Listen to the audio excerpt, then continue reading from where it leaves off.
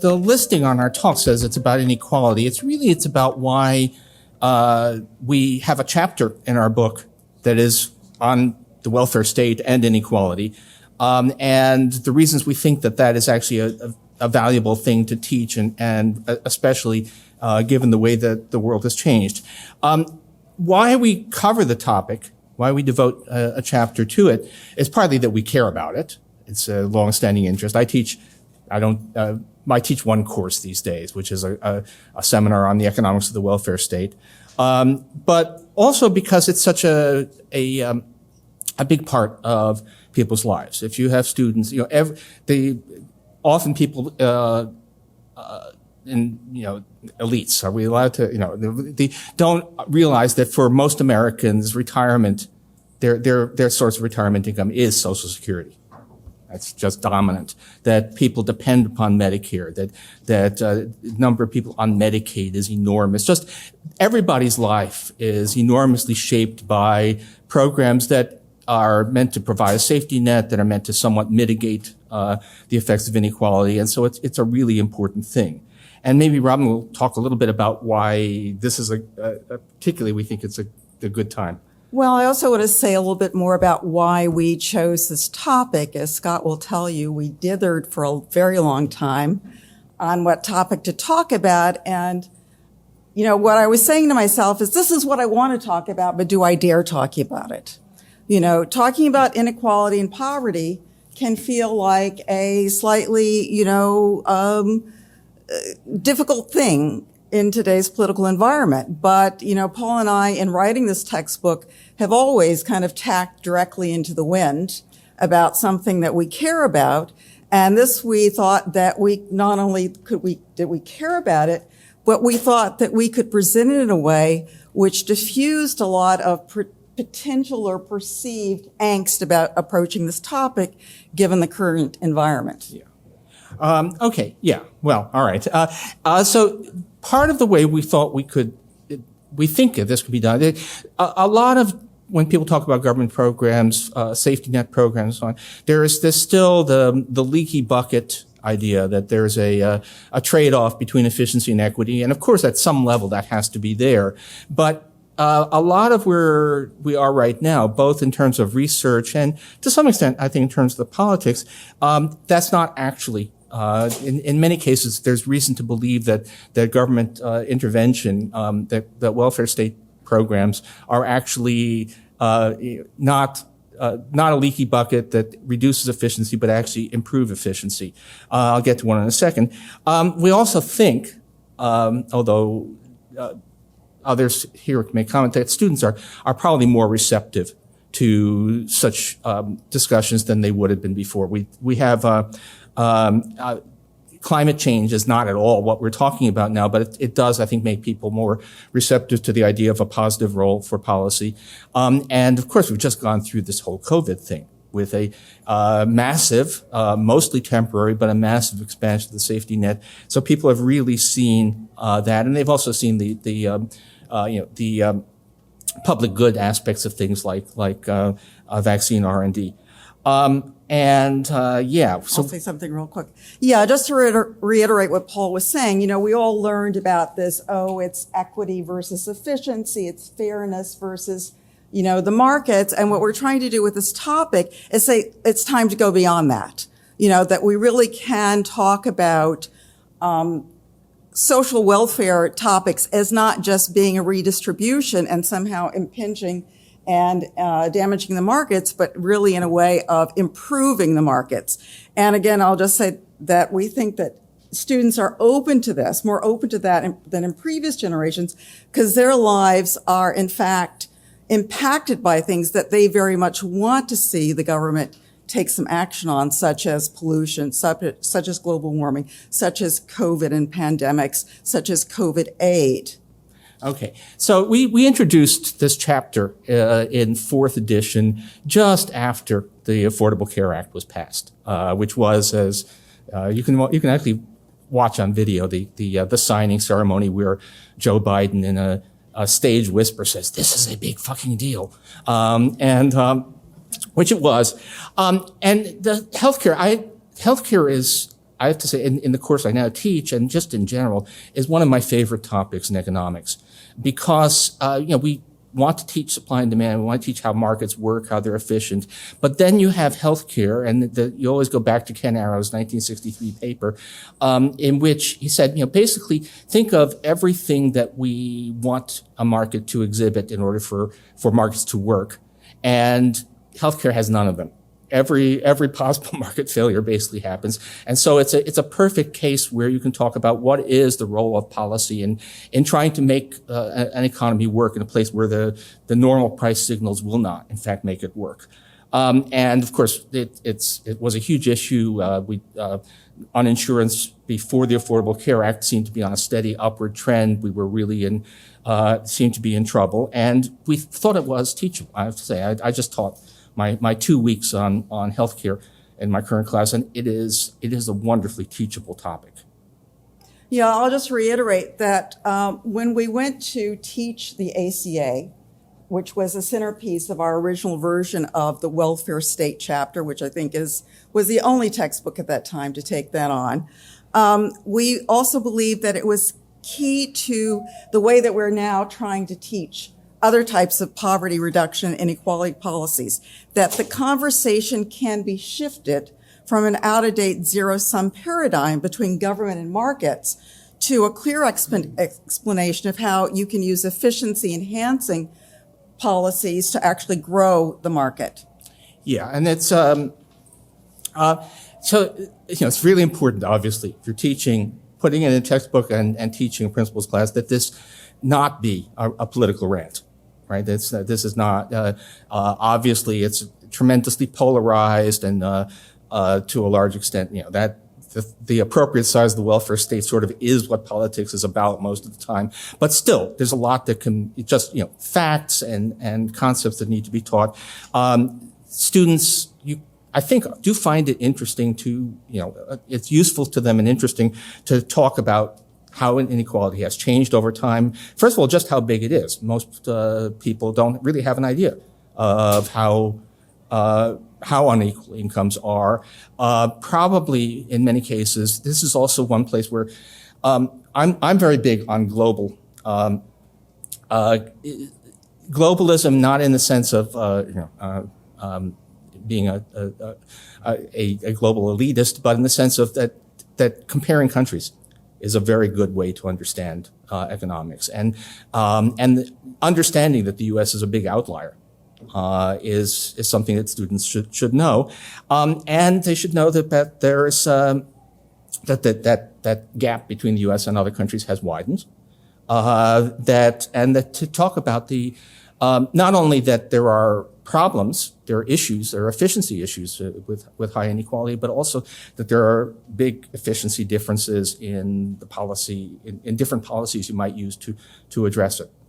Yeah, I follow on to that, saying, going back for a moment about the history of the ACA, if you remember how polarized that debate was about death panels and things like that. But when the reality of its actual implementation, it became very popular, and the economics actually worked out. So I guess what we're trying to say here is trust the economics, that it will see you through and able to talk about these topics that can feel very fraught.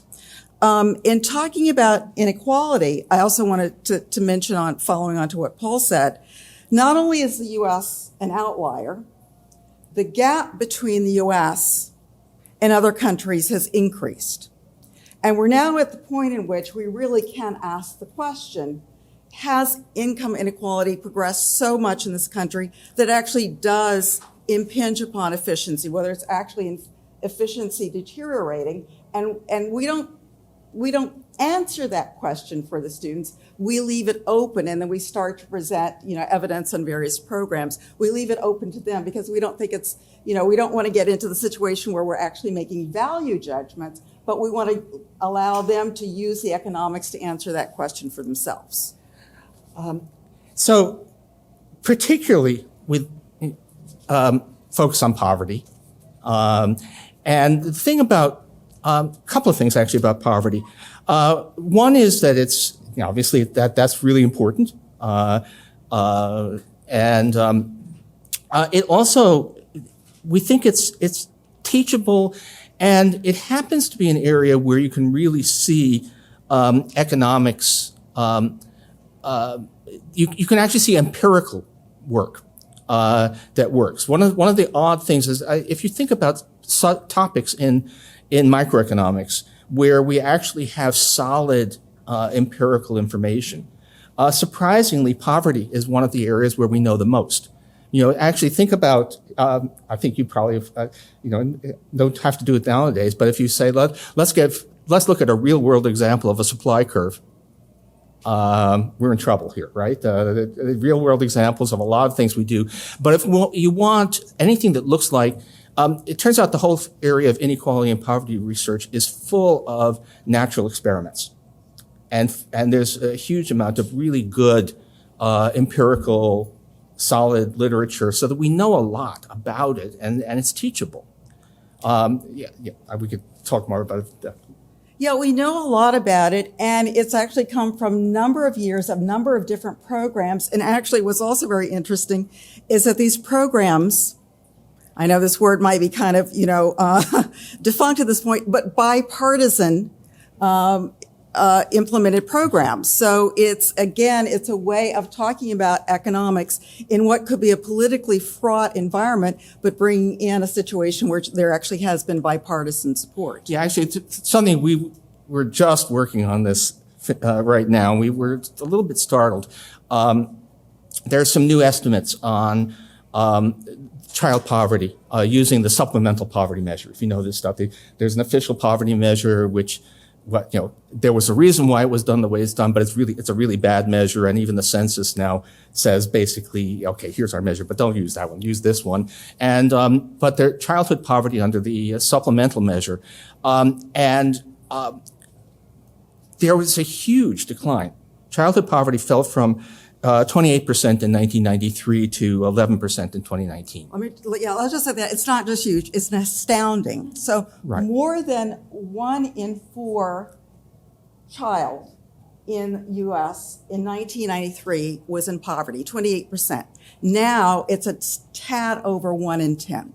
Yeah. That's an astounding drop in poverty. And by the way, that's 2019, so that's before the CARES Act and all, the pandemic programs, which have largely gone away. So we're having a huge debate about, can we restore the fully refundable child tax credit and so on. But even before that, if you ask what are the programs that did this, they turned out to be, to a surprising extent, bipartisan. There are things like the SCHIP health insurance program, the expanded EITC, expansion of SNAP. It's school lunches. Yeah. Amazing amount of stuff that was passed largely under Clinton and Bush. It didn't think. If you think that we can't ever do things bipartisan on this topic, that certainly wasn't true in the past. Let me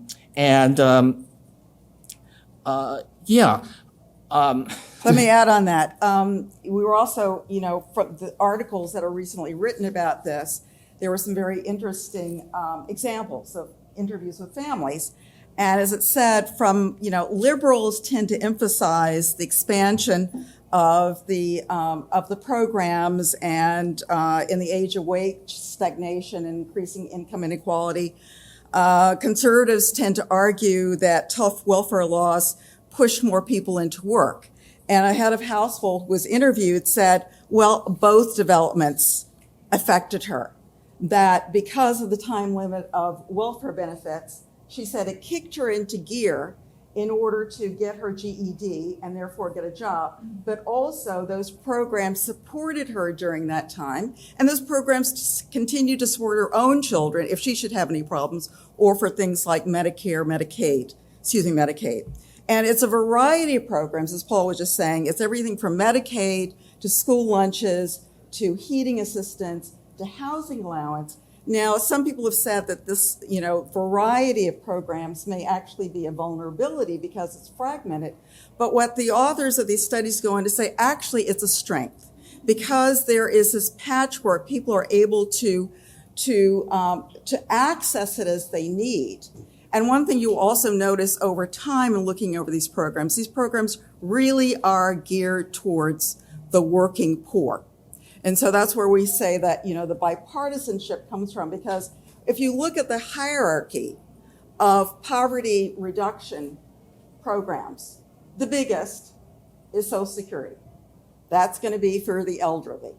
But we all know about that. And that's what we've tended to focus on about. And there's not really efficiency issues there anyway, because we don't expect the elderly to really have to work. But then the problem comes up with families, because there's been this dichotomy, this conflict on the two sides of the aisles. Well, if we give, people welfare benefits, they won't go out and work. But if we don't give them welfare benefits, then their children suffer. So these programs have been overwhelmingly geared towards making people who have children able to work, but supporting them in that. Yeah, that's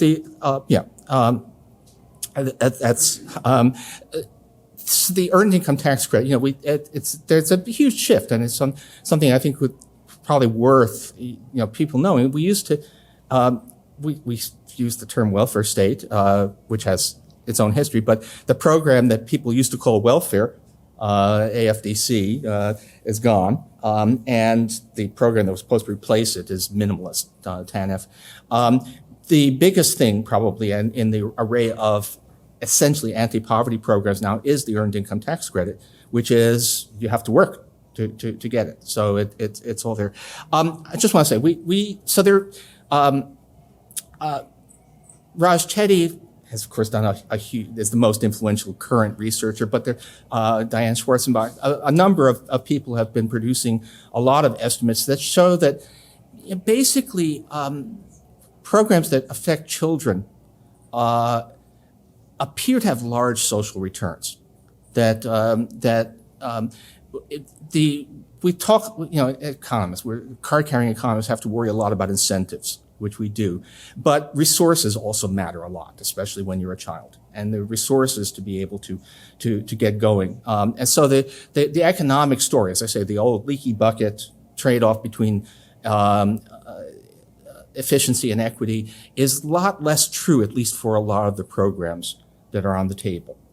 And I'm sure we're getting a little nonlinear here, but let me just Robin's going to talk in a second about why this is teachable, but I want to say that just in terms of current, obviously, we're all thinking about current policy and politics and so on, and you don't want to be political in teaching this, but I think it is important. So as everybody knows, we had Joe Biden come in trying with a very, very ambitious set of programs, and Build Back Better was really three things. It was the climate investment, which we just got under the Inflation Reduction Act, which, is like the Holy Roman Empire, neither holy nor Roman nor an empire. Whatever the Inflation Reduction Act was about, it wasn't about inflation reduction. It was mostly about climate. Physical infrastructure. We got the bipartisan infrastructure framework last year. What he didn't get was basically the sort of investment in people, the childhood stuff. And you might think, well, okay, infrastructure, that's hard steel, it's concrete, that's solid stuff, and investing in children is squishy. But if you actually ask, what do we know about rates of return on public investment?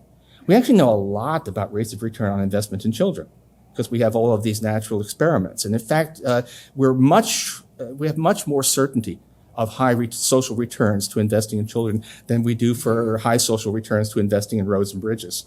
So it's just a curiosity, and where this ends up politically, God knows. But but it is certainly, it's something that you do want to. Let Robin talk about why it's teachable. Well, I also wanted to follow on to that is we're really talking about wasted resources. It's just that our minds kind of get a little bit flipped when we're talking about wasted human resources. So that's where, if we can frame it in terms of the wasted resources, I think we can take some of, the frisson, the anxiety and the polarization out of it. And I also want to go back to talk for a minute about Raj Chetty's works. Raj really, what we knew intuitively, but he objectified, is the intergenerational trap of poverty. And if you see this kind of, generation after generation transmission of poverty, people who are trapped, wasted resources. We know that as economists. Something is terribly wrong here. So I think what Raj Chetty tells us is that just how powerful and how important these poverty programs are in getting these families out of this trap of intergenerational poverty. Okay.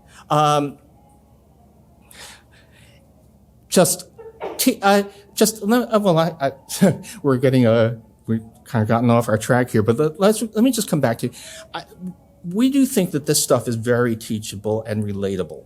First of all, it's to some extent, by the way, it's explaining about how healthcare, why there are market failures, why governments intervene. That's something that's almost there's a sort of clear logic. It happens to be really, really teachable. It's almost like teaching the money multiplier or something. It's that you can really just hear step by step why you have to do things in a limited number of ways. There are choices to be made, but why it has to be done, and it is really, really relatable.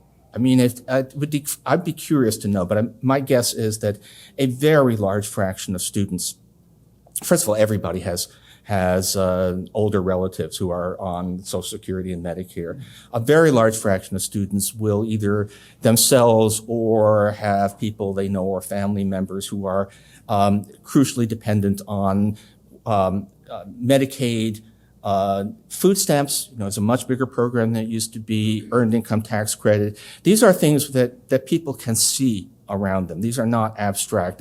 It's monetary policy, with that I hate having to try to teach about the Fed. It's abstract and mysterious. It's important, but these programs are part of people's lives. And saying, what are they? Why do they exist? How might economists help them make them better is a really teachable thing. Yeah, it's interesting, as I was saying, to talk about the history of these poverty programs, how they have, again, as I said before, they've gone through a bipartisan kind of amalgamation in order to design the programs that actually both provide incentives and also protect children and also hopefully deliver them from this intergenerational trap. I think also what's I like about this topic in particular is it works. It's a success story. When the world now feels very fraught for students, particularly given global warming and, all of the things that are going on in the world and financial markets and inflation, it's good to give them economic stories where they feel that it actually works. If we work at it, if we try hard enough, we actually use the economic principles, we can make people's lives better.